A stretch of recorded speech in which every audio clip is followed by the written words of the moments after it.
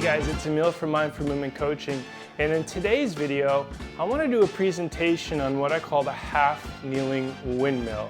Now I have a couple of iterations of various exercises with the windmill, and one of them is with a kettlebell, and we're doing a half kneeling clean and press followed with a windmill.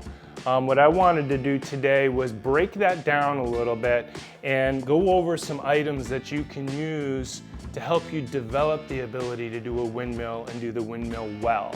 Now, if you're trying to do the windmill in standing, and if you saw my previous video, what I have found is a lot of people just tend to bend sideways and they lose focus that there's a hinge in that movement. So a hinge meaning the hips are going through a bit of what I call a posterior retro excursion and moving back.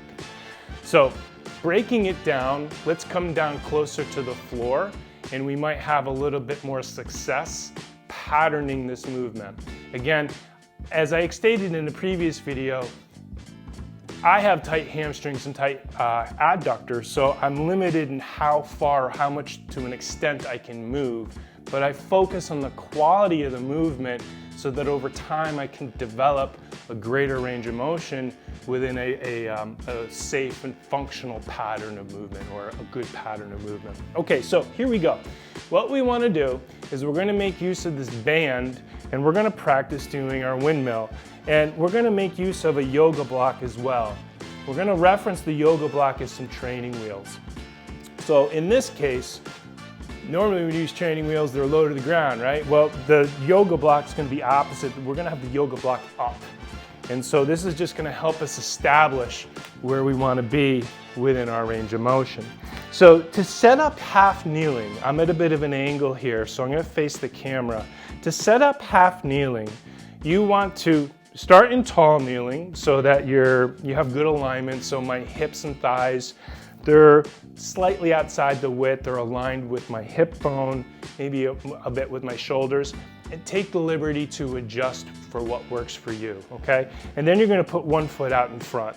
After that, angle that back thigh, external rotation, and you'll find that your foot will come closer to the lead foot here, but it's at an angle, okay? So here we go, I'm gonna give you the angle here.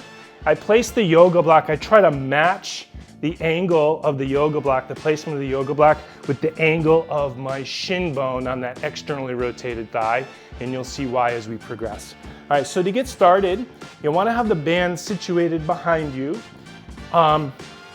lead leg, lead arm, and you're going to feel the band sort of pull or influence to get some good scapular retraction.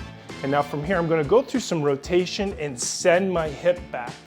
So I want to focus on getting that hip to travel. Let me give you a better view.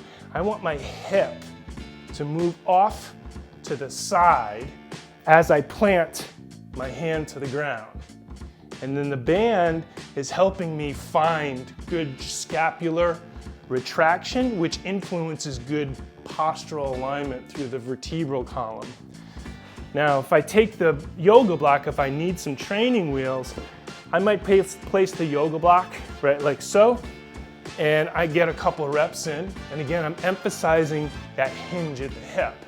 After I feel pretty good about that, if I'm ready for it, then I'm going to go ahead and get rid of that yoga block and work on my windmill this way. And what happens now, I'll come up into standing, and what you'll find is all of a sudden now, you're patterning a better windmill. All right, so a little tutorial on that. If you have any questions, you can send me an email at emil@mindmovecoach.com, or you could put a comment, a kind comment, at the bottom of the video in the description. All right, you guys, have a good day.